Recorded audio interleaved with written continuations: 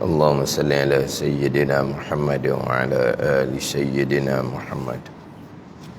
A'udzu billahi minasyaitonir rajim. Bismillahirrahmanirrahim.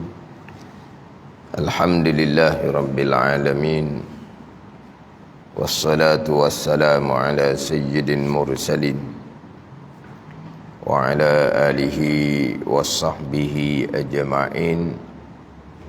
Rabbi syarah li sadri wa yassir li amri wahlul 'uqdatam min lisani yafqahu qawli. Subhanaka la ilma lana illa ma 'allamtana innaka antal alimul hakim. Wala haula wala quwwata illa billahil aliyyil azim. Kitab Pati Faridah, muka surat 46. Surat 46, baris yang kedua daripada bawah. Muka surat 46, baris yang kedua daripada bawah.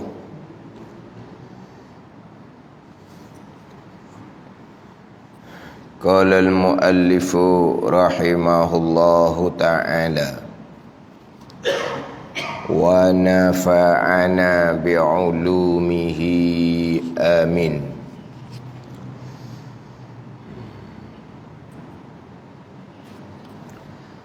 Enam sama, tujuh basar, lapan kalam, sembilan kaunuhu sami'an, sepuluh kaunuhu basiran, sebelas kaunuhu mutakalliman. Enam sama, tujuh basar, lapan kalam. Enam ni sambungan pembicaraan yang terkandung di bawah istighna terkaya Allah Subhanahu wa ta'ala adalah 23 akidah, 23 simpulan iman yang merangkumi 11 sifat yang wajib, 11 sifat yang mustahil, satu sifat yang harus. Jadi 23 ini terkandung di bawah istighna. Jadi yang keenam ni, yang keenam daripada 11 sifat. Daripada 20 sifat yang masuk di bawah istighna. Yang pembicaraan sekarang adalah pembicaraan sifat Allah dan sifat Rasul. Selesai bicara terdahulu sifat Allah dan sifat Rasul, yang mana sifat Allah, sifat Rasul yang kita bicara, yang kita wajib berpegang secara tafsil, terkandung di dalam dua kalimah syahadah. Terkandung di bawah syahadah yang pertama 41 sifat. Terkandung di bawah syahadah yang kedua Muhammadur Rasulullah adalah 9 sifat. Jadi terkandung di bawah dua kalimah syahadah adalah 50 sifat atas jalanan yang masyhur. 36 sifat atas jalanan yang muktamad. 58 sifat atas jalanan yang tidak muktamad dan tidak masyhur. Ini 50 sifat hak masyhur bagi kita atas jalanan sifat 20. Di awal kitab Pati Faridah, atas jalanan yang muktamad 13 sifat. Daripada wujud sampai ke kalam, yang wajib atas mukallaf mengetahui dan berpegang secara tafsil akan sifat Allah 13 wujud sampai ke kalam. Jadi atas jalanan sifat 13 Jadi bukan 50 dah jadinya. Jadi 36. Jumpa tak 36 dah? Jadi kaunuhu tu, kaunuhu qadiran, kaunuhu muridan, sampai kaunuhu mutakalliman, 7 sifat, serta dengan lawan dia 7 sifat. Lawan kaunuhu qadiran, kaunuhu ajizan. Lawan kaunuhu muridan, kaunuhu karihan. Jadi 7 sifat yang wajib, kaunuhu, 7 sifat yang mustahil, lawan kepada kaunuhu, jadi 14. 50 tolak 14 jadi 36. Dia gitu. Jadi 36. Yang terkandung di bawah 2 kalimah syahadah, 36 aqaidul iman atas jalanan yang muktamad. Tapi tak masyhur lah kitanya. Yang masyhurnya sifat 20. Jadi yang masyhurnya akidah 50. Sifat 20. Kemudian yang terkandung di bawah 2 kalimah syahadah, akidah 50. Itu masyhur. Kalau sifat 13, kemudian yang terkandung di bawah 2 kalimah syahadah 36. Tertanya-tanya lah kitanya, ambil mana kamu 36? Kita daripada budak lagi sifat 20. Yang terkandung di bawah 2 kalimah syahadah mana 36? 50. Tu hak masyhur bagi kita. Dia masyhur, tidak semestinya muktamad.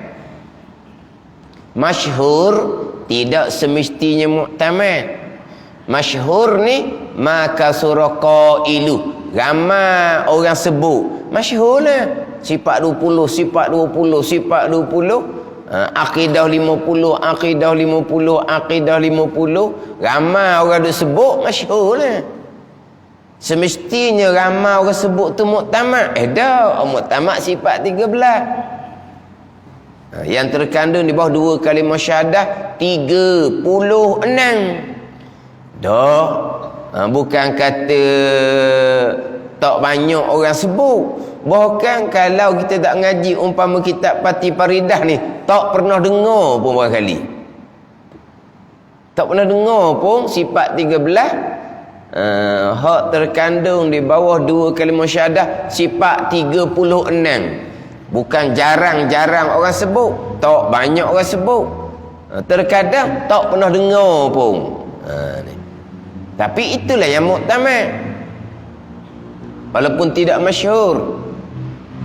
Ni contoh-contoh peko. Kalau tanya orang lelaki, apa hukum solat berjemaah? Jawapan pasti fardu kifayah. Tapi fardu kifayah bukan jalanan muktamad. Jalan muktamad sunnatun muakkadah, sunat kuat tuntut, bukan fardu kifayah. Fardu kifayah itu pandangan dhaif. Tapi masyhur kita fardu kifayah. Cuba tanya orang perempuan. Aurah perempuan di hadapan lelaki ajnabi. Aurah perempuan di hadapan lelaki ajnabi. Jawapan dia sama dengan aurah perempuan dalam sembahyang. Sekalian badan melainkan muka dan 2 tangan. Itu aurah dalam sembahyang. Ada itu aurah dalam sembahyang. Dan yang sama juga aurah di hadapan lelaki ajnabi. Tu pandangan dhaif. Pandangan muktamad, aurah perempuan di hadapan lelaki ajnabi sekalian badan tidak ada sebarang pengecualian. Itu bahawa muktamad. Jadi orang pakai purdah tu muktamad? Iyalah. Tapi masyhur ke tidak? Bukan kata tidak masyhur. Mula-mula orang pakai purdah, macam-macam tomahan timbulnya. Hatu kom-kom lah. Ingat tak? Ingat dah tu kom-kom? Ingat? Ni tahun ni tahun akhir 80-an awal 90-an tu. Hatu kom-kom. Kom-kom tu ambil mana? Dia mari rumah orang. Assalamualaikum. Mari rumah orang. Kom tu, hatu kom-kom, hatu kom-kom dia panggil. Pada itulah pandangan muktamad dalam mazhab Syafi'i. Janggal, pelik. Silap gaya dianggap sebagai salah. Dianggap sebagai sesak pun tak tahu. Kalau peringkat dahulu kena buang universiti mana? Kena pakai purdah. Malaysia bermazhab Syafi'i. Itu pandangan muktamad dalam mazhab Syafi'i.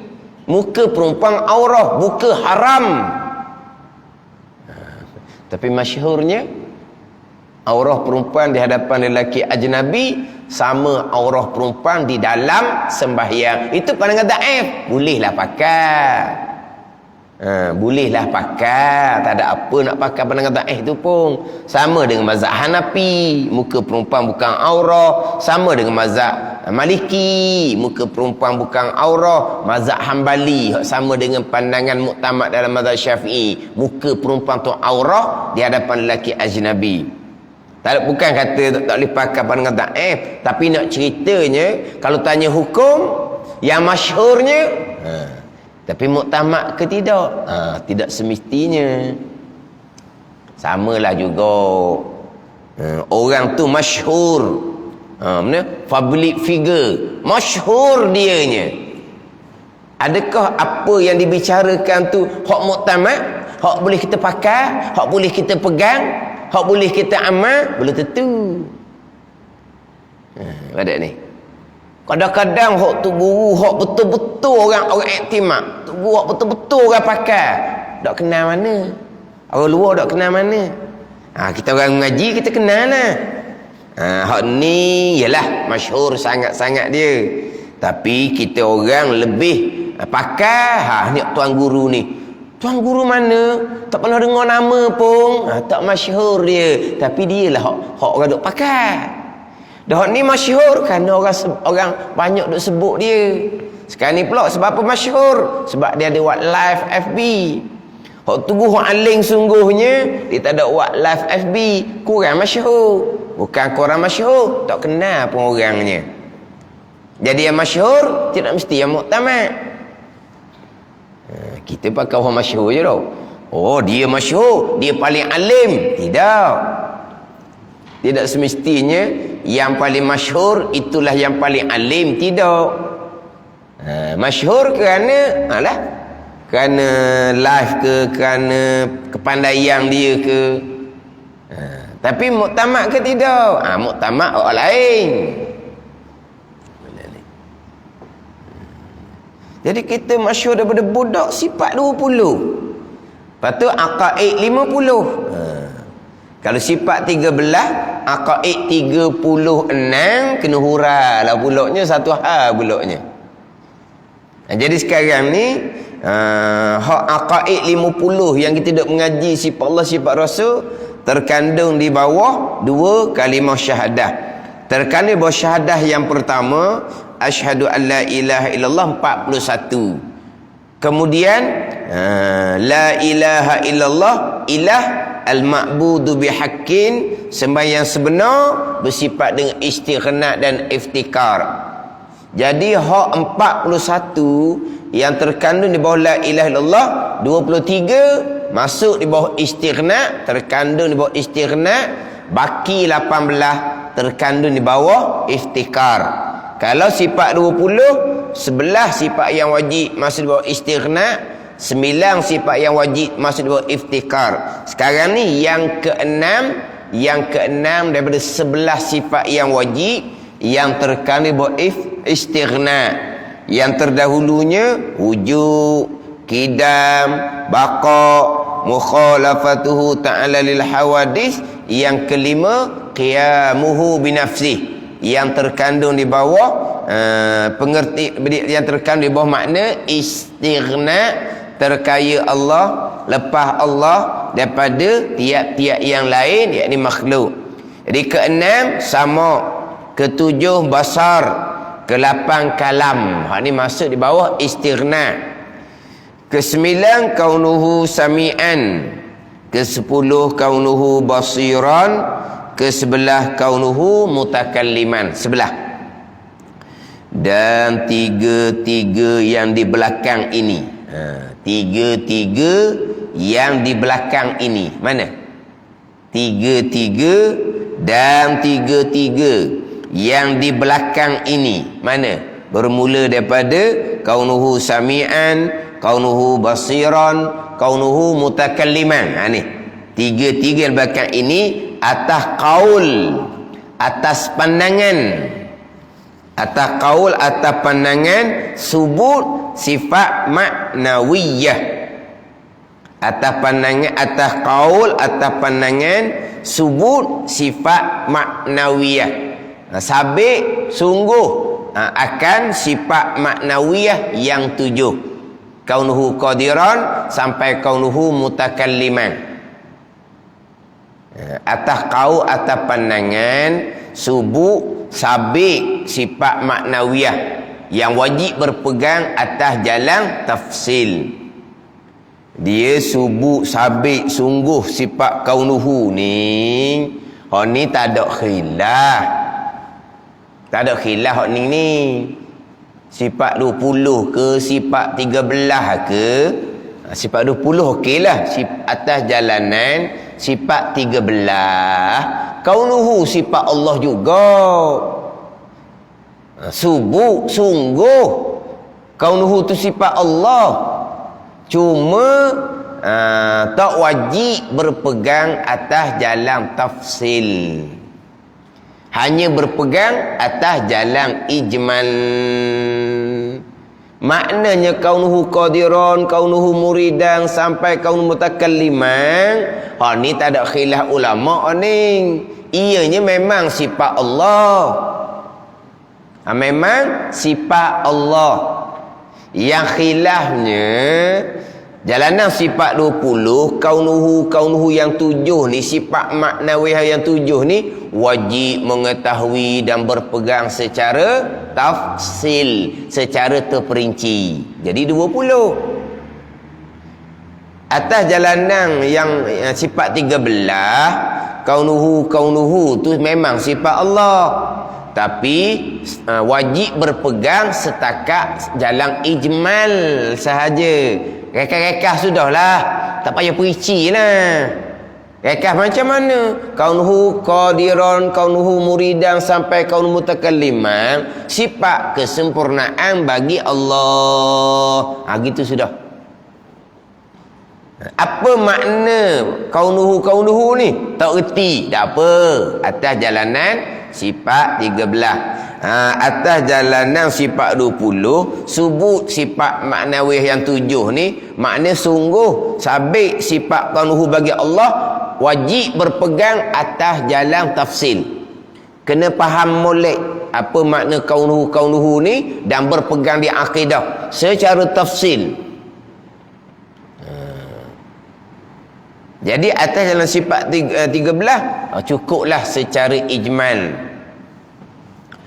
Kita dahulu musuh berapa dahulu bicara hak berkaitan dengan kaunuhu ni atas jalanan sifat 13 dan atas jalanan sifat 20 di muka surat 33 tu. Di muka surat 33 tu dahulu dia ada tajuk dia tu baris yang ke-7 baris yang ke-8 daripada atas tu. Tajuk dia sifat maknawiyah khilaf dua qaul, dua pandangan ulama. Khilaf di sini bukan khilaf sifat Allah ke bukan sifat Allah, bukan khilaf situ. Khilaf ni faham tak? Khilaf ni berbeza pandangan. Dia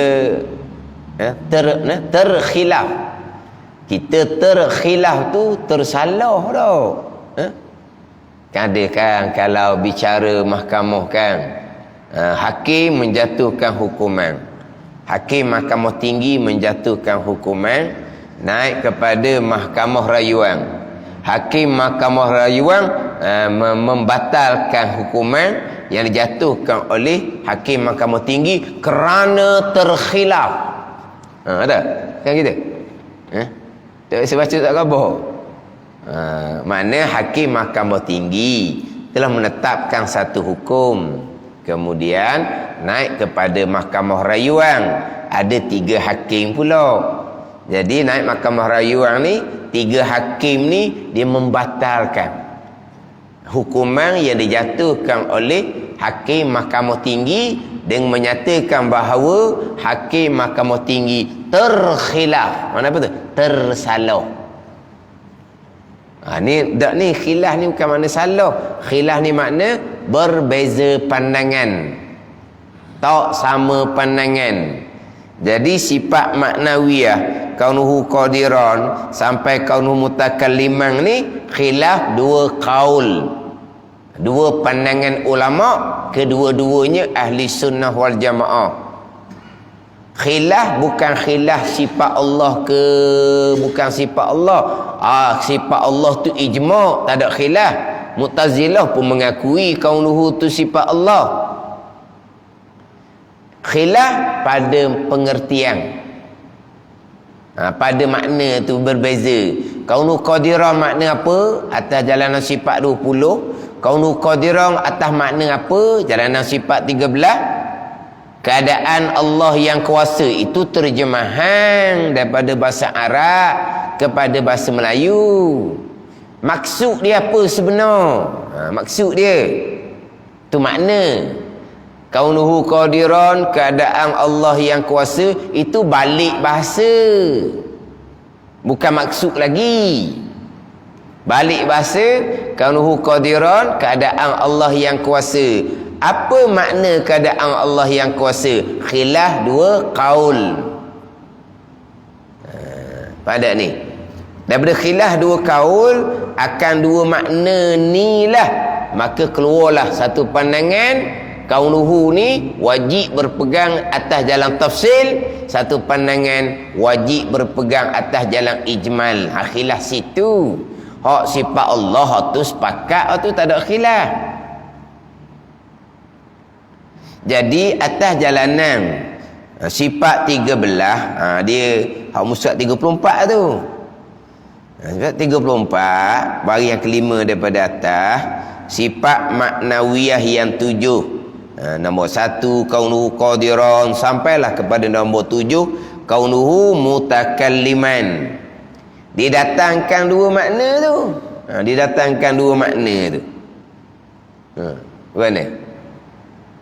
Ingat tak tu? Jangan berjalan kitab sebelum tu pakai hilang. Tengok didatangkan 2 makna tu. Kaunuhu qadiran, keadaannya keadaan Allah yang kuasa. Itulah balik bahasa, terjemah Arab kepada bahasa Melayu. Erti, apa makna dia? Erti tu apa makna dia? Kita erti ni terjemahan pun erti juga tau. Jadi erti di sini apa makna ataupun apa maksud kaunuhu qadiran yang diterjemah kepada Melayu keadaan Allah yang kuasa ni? Erti ada kudrah pada zat Allah. Atas kaul yang pertama, atas pandangan sifat 13. Atau ini makna yang kedua. Pertambatan kudrah dengan zat Allah, iaitu kelakuan yang menangis di antara maujud yang ada dan makhluk yang tiada pada kaul yang kedua. Kaul pandangan sifat 20. Dia lain. Makna dia lain. Atas jalanan sifat 13, atas jalanan sifat 20, makna kaunuhu ni tak sama, khilaf dia panggil. Atas jalan sifat 13 kaunuhu qadiran, terjemahan keadaan Allah yang kuasa, maknanya ada kudrah di zat Allah. Hati je. Ada kudrah di zat Allah. Itu makna keadaan Allah yang kuasa.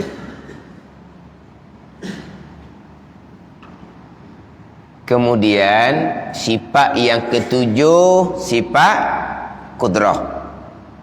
Sifat yang ketujuh, sifat kudrah. Apa dia kudrah? Kudrah sifat yang sedia kala yang ada di zat Allah. Gitu tak? Kudrah sifat yang ketujuh. Sifat yang sedia kala yang ada di zat Allah. Kemudian kaunuhu qadiran, sifat lain. Terjemahannya keadaan Allah yang kuasa. Makna dia ada kudrah di zat Allah. Oh, jadi dengan makna kudrah, dengan makna kaunuhu qadiran ni, makna yang dekat-dekat nak sama. Makna dekat-dekat nak sama antara kudrah dengan kaunuhu qadiran. Kudrah dengan kaunuhu qadiran ni makna yang dekat-dekat nak sama. Bila makna tu dekat-dekat nak sama, tak payah bilang banyak lah, ambil kudrah cukup lah. Kaunuhu qadiran tak payah perinci lah, pegang cara ijma sudah. Ni sebab apa? Sebab makna dia makna yang sama. Dia makna yang sama. Kudrah, sifat yang ketujuh. Apa dia kudrah? Sifat yang sedia kala yang ada di zat Allah Subhanahu wa ta'ala. Kemudian kaunuhu qadiran, keadaan Allah yang kuasa. Apa makna kaunuhu qadiran? Ada kudrah di zat Allah. Dah tadi kudrah sifat yang sedia kala yang ada di zat Allah. Kaunuhu qadiran, ada kudrah di zat Allah. Oh, sama je makna, lebih kurang je. Maka tak payah banyaklah, cukuplah sampai ke kalam. Ni atas jalanan sifat 13. Sebab apa tidak perinci kaunuhu qadiran? Sebab makna dia tak lebih tak lain daripada makna bagi sifat kudrah. Tak lebih tak lain ni pada reti. Sifat lain, kudrah sifat lain, kaunuhu qadiran sifat lain. Tapi makna dia tak lebih tak lain, serupa je makna. Kudrah sifat yang sedia kala yang ada di zat Allah Ta'ala. Kaunuhu qadiran, keadaan Allah yang kuasa, makna dia ada kudrah di zat Allah. Dah nak beza kat mana? Ada kudrah di zat Allah, itu makna keadaan Allah yang kuasa. Jadi makna dia sama dengan kudrah kaunuhu qadiran ni. Tak payah bilang banyak. Atas jalan tafsir cukup 13 sampai ke kalang sudah. Atas jalanan sifat 20 kaunuhu qadiran tu makna lain suku sakat sangatlah. Apa dia makna kaunuhu qadiran? Pertambatan kudrah dengan zat Allah. Payah pula kitanya. Jadi kaunuhu qadiran ni lah seolah-olahnya yang melekatkan sifat kudrah di zat Allah. Dia gitu. Payah sikit sifat 20 ni. Sebab tu kita sebenarnya macam sebut semua, ngapa je 20, pegang 13 juga. Dan kadang-kadang orang yang mengajar sendiri dibawa jalanan sifat 20, dihura bukan sifat 20, jatuh atas huraian sifat 13. Dibawa jalanan sifat 20, kaunuhu qadiran, hura ikut makna jalanan sifat 20. Dibawa sifat 20, dihura ikut jalan sifat 13. Kaunuhu qadiran, artinya keadaan Allah yang kuasa. Apa makna kata ayat Allah yang kuasa? Maknanya ada kudrah di zat Allah, tak kena dengan sifat 20. Itu huraian sifat 13. Kan capu gitu. Dah salah ke? Salahlah dengan huraian sifat 20. Dah salah pegangan ke? Tak salahlah jadi pegang sifat 13. Tapi salah segi huraian, tak kenalah dengan jalanan sifat 20. Tapi nak faham huraian sifat 20 ni lah dia payah sikit. Dia ginilah contoh. Mak mudahnya kita lah. Jadi Allah Ta'ala jadikan kudrah di tubuh kita. Allah letak tenaga di tubuh kita. Serta Allah jadikan satu sifat lain pula. bersama dengan sifat kudrah tu. Kaunuhu qadiran, kaunu qadiran itulah yang melekatkan sifat kudrah di tubuh kita. Gitu. Jadi sekarang Tuhan letak sifat kudrah di tubuh kita. Kan kita boleh rasa kan? Masa lesulah. Masa bertenagalah. Jadi apabila Tuhan letak kudrah di tubuh kita, kita pun rasa sihat, rasa bertenaga. Sebab Tuhan letak kudrah di tubuh kita. Tuhan bukan jadikan kudrah saja di tubuh kita. Tuhan jadikan satu sifat lagi besar lagi pula. Sifat kaunu qadiran yang melekatkan sifat kudrah di tubuh kita. Dia gitu. Faham ni?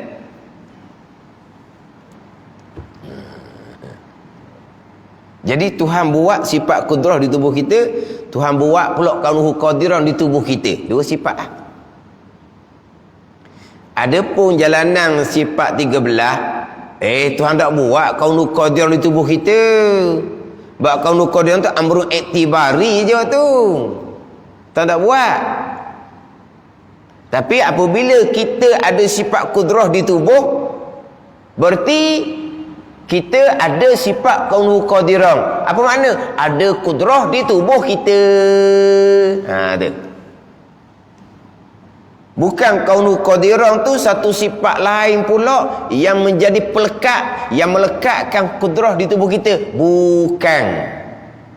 Kalau jalanan sifat 13. Maknanya Tuhan letak sifat kudrah di tubuh kita, serta Tuhan jadikan kaunuhu qadiran di tubuh kita. Dan dengan bahawa kaunuhu qadiran itulah yang melekatkan sifat kudrah di tubuh kita. Ada ni. Jadi hak tu hak jalanan sifat 20, payah sikit kita ni. Sebab tu kadang-kadang sifat 20. Bukan kata yang belajar tu berpegang sifat 13. Yang menghurai pun kadang-kadang tak kena pun dengan huraian sifat 20. Jadi kaunuhu qadiran ni satu sifat yang melekatkan seolah-olahnya, yang melekatkan sifat kudrah di zat Allah Subhanahu wa taala. Seolah-olah, bukan melekat sungguh jadi macam ada gang lah pulaknya. Tapi kalau kita pakai bahasa lama, kaunuhu qadiran sifat yang melazimi bagi sifat kudrah. Tu kita pakai bahasa lama. Apa dia kaunuhu qadiran? Kaunuhu qadiran adalah satu sifat yang melazimi bagi sifat kudrah. Apa makna melazimi? Berekeh. Apa makna berekeh? Tak faham kita. Melazimi, lazing ni, kalau bahasa Melayu kita, lazing ni hak kerek-kerek. Kelaziman dia dia mari pagi-pagi di kedai tu. Kelaziman dia. Mana hak sentiasa, hak selalu-selalu. Jadi menjadi kelaziman ayah haji tegak kalau pagi gak kedai tu lah dia adanya. Ni. Panggil apa ni? Kelaziman. Makna apa ni? Makna hak sama-sama. Melazimi di sini bukan hak sama-sama tu. Melazimi ni berekeh dengan bahawa ada kudrah, ada kaunuhu qadiran. Ada je kudrah, maka sungguhlah kaunuhu qadiran. Sebab apa? Sebab kaunuhu qadiran ni lah seolah-olah yang melekatkan kudrah di zat Allah. Itu melazimi. Tapi oleh kerana melazimi tak faham, jadi hak ulama kemudian apa makna melazimi? Dengan makna seolah-olah kaunuhu qadiran ni lah yang melekatkan sifat kudrah di zat Allah Subhanahu wa taala. Ayat tu tak comel tu, guna ayat seumpama tu, tapi dia panggil diqul ibarah. Nak buat ayat, nak faham payah sungguhlah. Letak melazimi digi faham kok lain pula. Ginilah melazimi dengan makna seolah-olah kaunuhu qadiran itulah yang melekatkan sifat kudrah di zat Allah.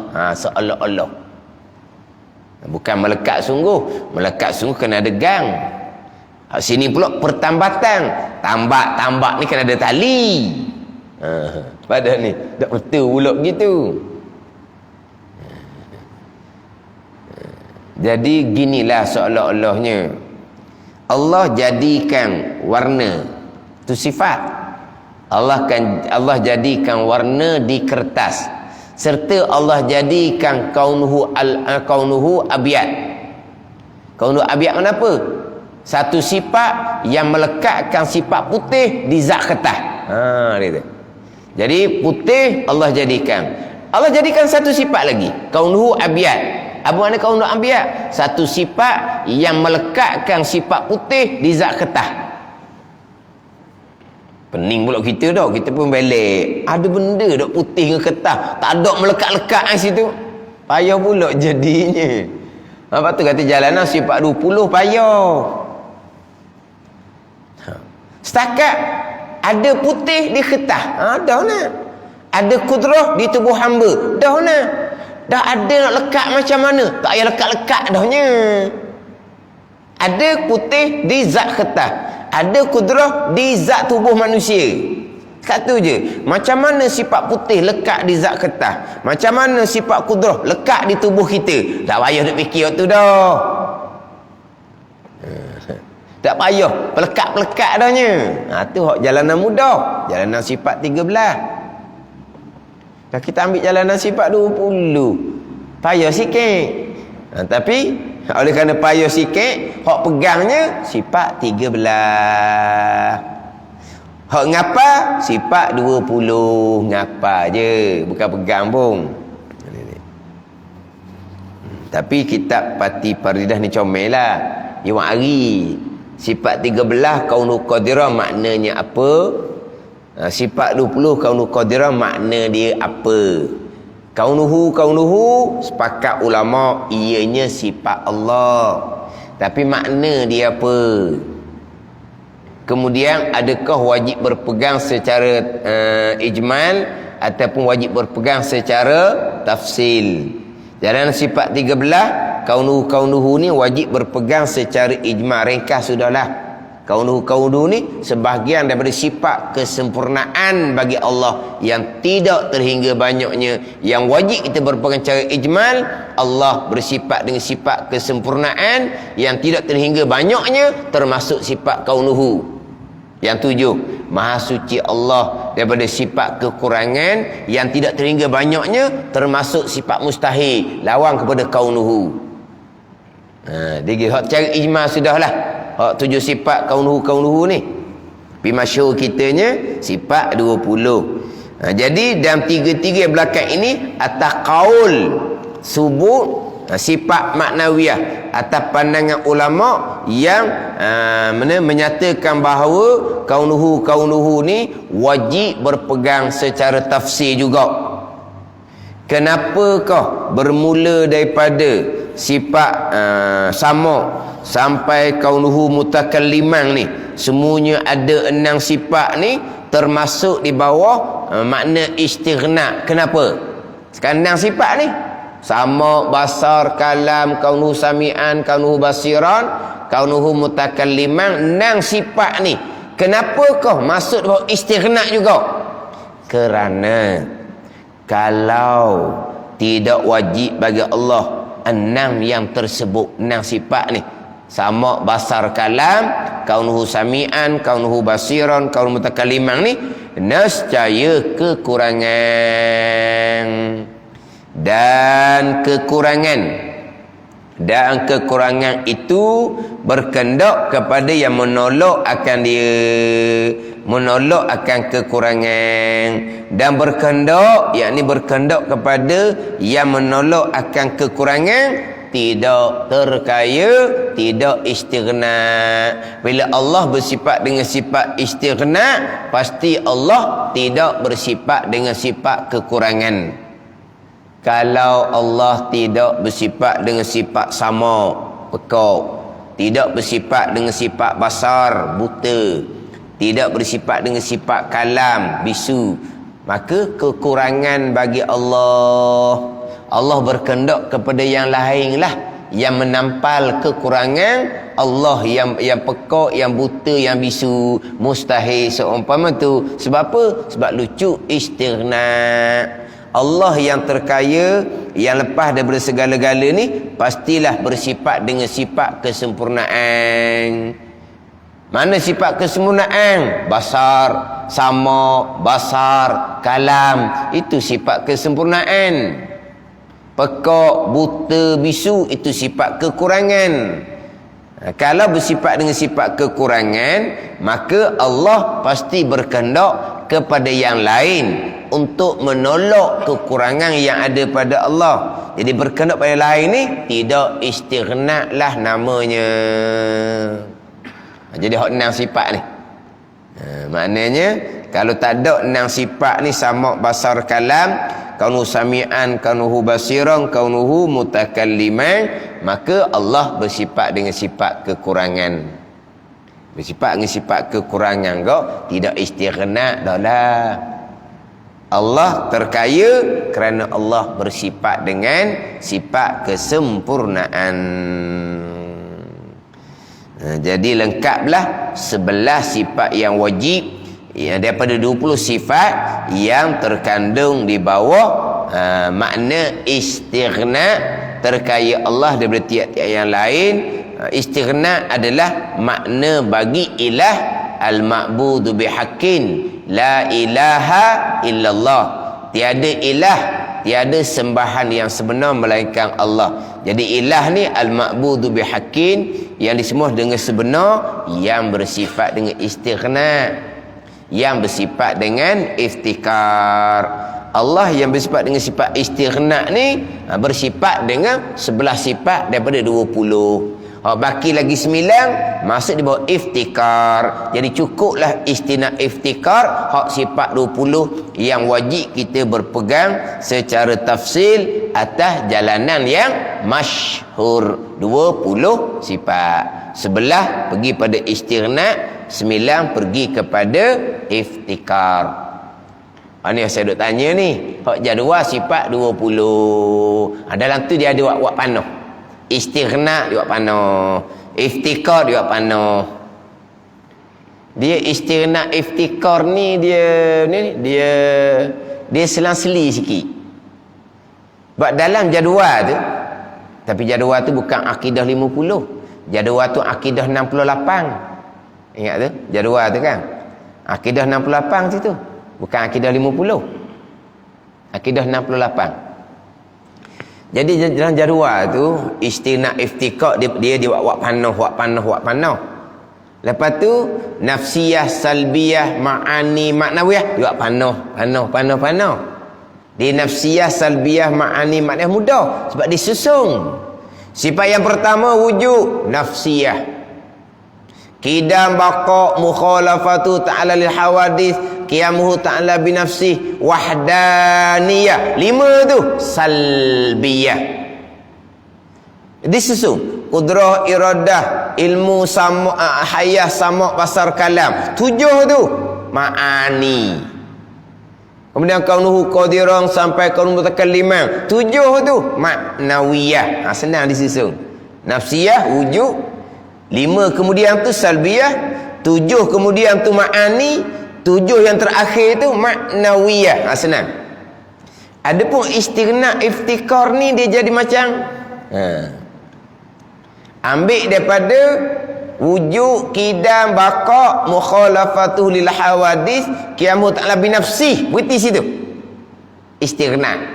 Wahdaniyah, qudrah, iradah, ilmu, hayah. Iftikar situ, iftikar. Pergi pula kepada sama, basar, kalam, istighna. Sama, basar, kalam, istighna. Kaunuhu qadiran, kaunuhu muridan, kaunuhu aliman, kaunuhu hayah. Iftikar. Lepas tu kaunuhu sami'an, kaunuhu basiran, kaunuhu mutakalliman, baru istighna semula. Dia macam mana? Dia macam selang-seli. Tengok yang jadual tu. Yang jadual. Kalau nafsiyah, salbiyah, ma'ani, maknawiyah disusun gitu. Hak istighna iftikar ni daripada wujud sampai ke qiyamuhu binafsi, istighna. Wahdaniyah sampai ke hayah, iftikar. Sama sampai ke kalam, istighna. Kaunuhu qadiran sampai kaunuhu hayyan, iftikar. kaunuhu sami'an sampai kaunuhu mutakalliman, barulah istighna semula. Kan ni? Kita tak nampak. Nampak tau. Yelah, ni fardu kifayah. Fardu kifayah pun fardu, bukan sunat. Bukan sunat. Fardu kifayah. Kau kan ni? Kena sungguh sikit lah. Dia belajar ni, kalau kita tu orang nampak maknanya kita dengan belajar ni insya-Allah pas kemati lah. Dia orang istiqamah belajar ni kerana dia apa? Jelira. Dia jelira, makna dia hok kadang-kadang orang ni dia mari dengar sekali tak masuk walaupun satu. Mari yang kedua tambah pening dianya. Mari pertama tu tak masuk saja. Mari kedua ni masuk sikit, pening pula masuk. Tahu? Hok nyakit banyak dalam. Mula-mula mari tak masuk langsung. Mari yang kedua masuk, pening pula dia masuk sebab apa? Tak sebati. Jadi hok masuk tu dengan dia hok dalam tak sebati. Hak ni hok gelas, pada gelas. Kenal awak gelas? Orang bukan kampus sawit tak kenal awak gelas. Kalau kampus sawit dia kenal lah awak gelas. Gelas hilang ah. Tak faham. Gitu. Tapi bila lepas takok, tak, dia mengaji apa pun sama je. Orang ngaji Quran itu juga. Mula-mula tu kalau dia tak sabar, tak hari dah. Mari baca. Tu guru tu pegang suruh apa tak bergerak dia. Malah. Mari mula-mula tu guru tak pegang langsung. Tak hari kok apa-apa. Pandai tu guru tak pegang. Malah tak pegang lagi. Tunggu lama sikit kena ikat baca apa biasa tu. Lepas tu guru tak pegang, pujuk dulu mula-mula.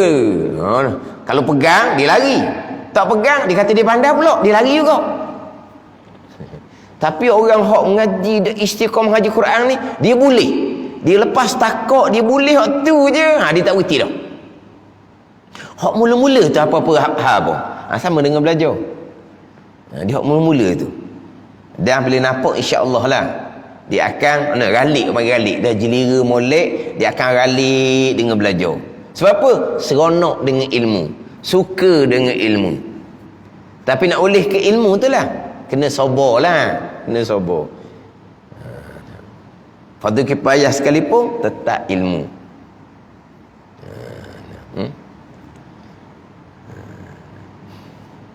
Tapi hak jadual tu lah, tengok molek jadual tu, insya-Allah mudah sikit, mudah. Dia kena ataupun buat tulis diri tak apa, buat gambar rajah diri. Hak mana hak istighna, hak mana hak iftikar, hak daripada 41 sifat ni, hak tekan di bawah asyhadu alla ilaha illallah tu. Baru lagi pada hak 9 sifat hak terkandung di bawah Muhammadur Rasulullah. Alhamdulillah. Mustahil lawang sebelah itu. Hak mustahil lawan sebelah masuk di bawah istighna juga. Wallahu a'lam.